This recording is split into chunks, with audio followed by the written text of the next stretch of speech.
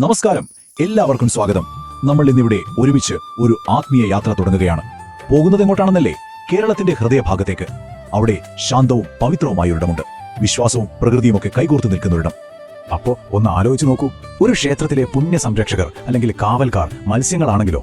കേൾക്കുമ്പോൾ ഒരു കൗതുകം തോന്നില്ലേ? ഇതൊരു വെറും ചോദ്യമല്ല കേട്ടോ. ഈ ഒരു ചിന്തയാണ് നമ്മളെ കുളത്തൂപ്പുഴ ക്ഷേത്രത്തിന്റെ ആഴങ്ങളിലേക്ക്, അതിന്റെ രഹസ്യങ്ങളിലേക്ക് കൊണ്ടുപോകുന്നത്.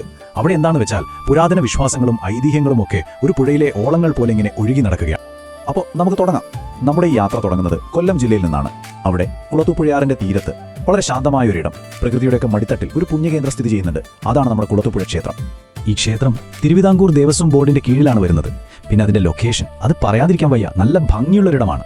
അതുകൊണ്ട് തന്നെ ഇതൊരു വെറും അമ്പലം മാത്രമല്ല, ആയിരക്കണക്കിന് ആളുകൾക്ക് സമാധാനവും ആശ്വാസവും ഒക്കെ കിട്ടുന്ന ഒരു അഭയം നൽകുന്ന ഒരു പുണ്യസ്ഥലമാണ് ശരിക്കും.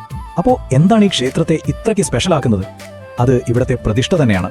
നമ്മളെല്ലാവരും കേട്ടിട്ടുള്ള ശബരിമലയിലെ അയ്യപ്പസ്വാമിയിലെ അവിടുത്തെ ബാലരൂപമാണ് ഇവിടെയുള്ളത്. ബാലശാസ്താവ് എന്നാണ് അറിയപ്പെടുന്നത്.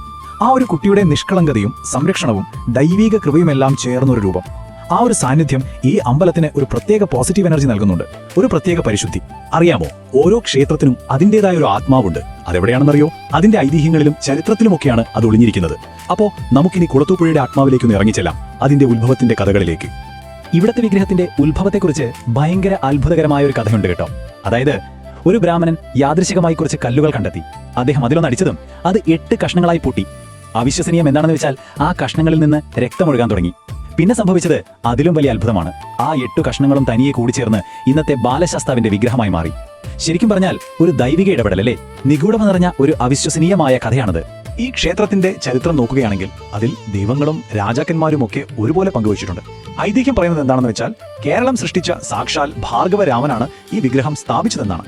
പിന്നെ നൂറ്റാണ്ടുകൾ കഴിഞ്ഞപ്പോൾ ഒരു ബ്രാഹ്മണൻ ഇത് വീണ്ടും കണ്ടെത്തി. അതിനുശേഷമാണ് പന്തളം രാജാവ് ഇതിനു ചുറ്റും ഇന്നത്തെ ഈ ക്ഷേത്രം പണിതത്. അപ്പോൾ ദൈവികതയും രാജകീയതയും ഒരുമിച്ച് ചേർന്നാണ് ഈ പുണ്യഭൂമി രൂപപ്പെട്ടതെന്ന് പറയാം. ഇതുവരെ കേട്ടതൊക്കെ ഒരു ഭാഗം മാത്രം. ഇനി നമുക്ക് കുളത്തൂപ്പുഴ ക്ഷേത്രത്തിന്റെ ഹൃദയത്തിലേക്ക്, അതിന്റെ ആത്മാവിലേക്ക് തന്നെ കടക്കാം. ഇവിടത്തെ ഏറ്റവും പ്രശസ്തമായ, ഏറ്റവും പ്രിയപ്പെട്ട ഒരു ഐതിഹ്യമുണ്ട്. അത് പറയാതെ ഈ കഥ പൂർണ്ണമാവില്ല. അതെ, ക്ഷേത്രത്തിന്റെ ഒരു അവിഭാജ്യ ഘടകമായ ആ പുണ്യമത്സ്യങ്ങളുടെ കഥ. ഈ കഥ തുടങ്ങുന്നത് ഒരു പ്രണയത്തിൽ നിന്നാണ്.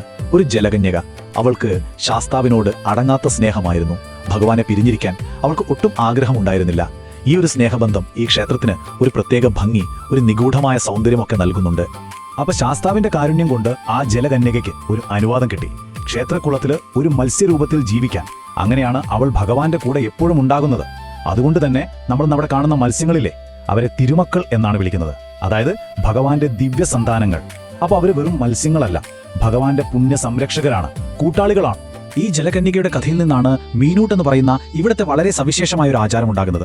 ഭക്തർ ക്ഷേത്രക്കുളത്തിലെ മത്സ്യങ്ങൾക്ക് ഭക്ഷണം കൊടുക്കുന്നത് ഒരു പ്രധാന വഴിപാടായിട്ടാണ് കണക്കാക്കുന്നത്. ഇതൊരു വെറും ചടങ്ങല്ല. ശരിക്കും പറഞ്ഞാൽ പ്രകൃതിയിലൂടെ ഭഗവാനോടുള്ള നമ്മുടെ സ്നേഹവും ബഹുമാനവും ഒക്കെ കാണിക്കാനുള്ള ഒരു മാർഗമാണിത്. ഈ മീനൂട്ട് നടത്തിയാൽ ഒരുപാട് അനുഗ്രഹങ്ങൾ കിട്ടുമെന്നാണ് വിശ്വാസം. പ്രത്യേകിച്ച് ത്വക്ക് രോഗങ്ങൾ, അരിമ്പാറ പോലെയുള്ള അസുഖങ്ങളൊക്കെ മാറുമത്രേ. അതുപോലെ ജീവിതത്തിൽ എന്തെങ്കിലും തടസ്സങ്ങൾ ഉണ്ടെങ്കിൽ അതൊക്കെ നീങ്ങും, ആത്മീയമായ ഒരു അനുഗ്രഹം കിട്ടും എന്നൊക്കെയാണ് വിശ്വാസം. ചുരുക്കി പറഞ്ഞാൽ ഇത് ഒരേ സമയം ഭഗവാനോടുള്ള പ്രാർത്ഥനയാണ്, പ്രകൃതിയോടുള്ള ഒരു ആദരവ് കൂടി. നമ്മൾ ഇത്രയും നേരം പറഞ്ഞ ഈ ഐതിഹ്യങ്ങളൊന്നും വെറും പഴയ കഥകളല്ല കേട്ടോ. അവയെല്ലാം ഇന്നും ഈ ക്ഷേത്രത്തിലെ ആഘോഷങ്ങളിലും ആചാരങ്ങളിലുമൊക്കെയായി ജീവിക്കുന്നുണ്ട്. അപ്പോൾ ആ ജീവിക്കുന്ന പാരമ്പര്യങ്ങളിലേക്ക് നമുക്കൊന്ന് പോയി നോക്കാം. ക്ഷേത്രത്തിൽ പ്രധാനമായും 2 ഉത്സവകാലങ്ങളാണുള്ളത്. ഓരോന്നിനും അതിൻ്റെതായ ഒരു ഫീലാണ്, ഒരു ഭക്തിയുടെ നിറമാണ്. ഒന്നാമത്തേത് ഏപ്രിൽ മെയ് മാസങ്ങളിലെ വിഷു മഹോത്സവം.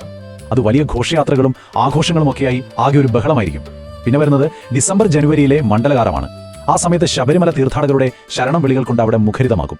2 സമയത്തും 2 തരം അനുഭവം. അപ്പോൾ എന്തുകൊണ്ടാണ് ഇത്രയധികം ആളുകൾ ഈ ക്ഷേത്രത്തിലേക്ക് വരുന്നത്? പലർക്കും പല കാരണങ്ങളാണ്.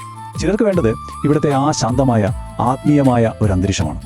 വേറെ ചിലർ വരുന്നത് ഈ മത്സ്യങ്ങളെക്കുറിച്ചുള്ള ഐതിഹ്യം കേട്ടറിഞ്ഞിട്ടാണ്. പിന്നെ രോഗശാന്തി കിട്ടുമെന്ന വിശ്വാസവും ഒരു വലിയ ഘടകമാണ്.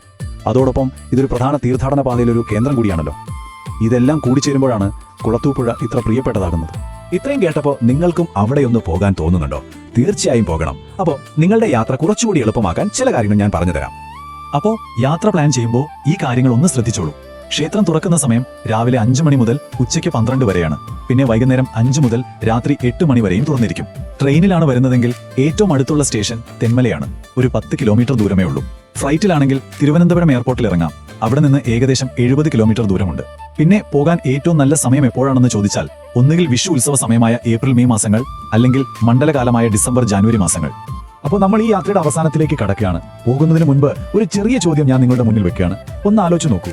ഒരു ജലകന്യകയോട് ശാസ്താവ് കാണിച്ച ആ കാരുണ്യമില്ലേ, അങ്ങനെയുള്ള പുരാതനമായ സ്നേഹത്തിന്റെയും ദയയുടെയും ഒക്കെ കഥകൾക്ക് നമ്മുടെ ഇന്നത്തെ ഈ തിരക്ക് പിടിച്ച ജീവിതത്തിൽ നമ്മുടെ കാഴ്ചപ്പാടുകളിൽ എന്തെങ്കിലും മാറ്റങ്ങൾ കൊണ്ടുവരാൻ കഴിയുമോ? വെറുതെ ഒന്ന് ചിന്തിച്ചു നോക്കൂ. വീഡിയോ ഇഷ്ടപ്പെട്ടെങ്കിൽ ചാനൽ സബ്സ്ക്രൈബ്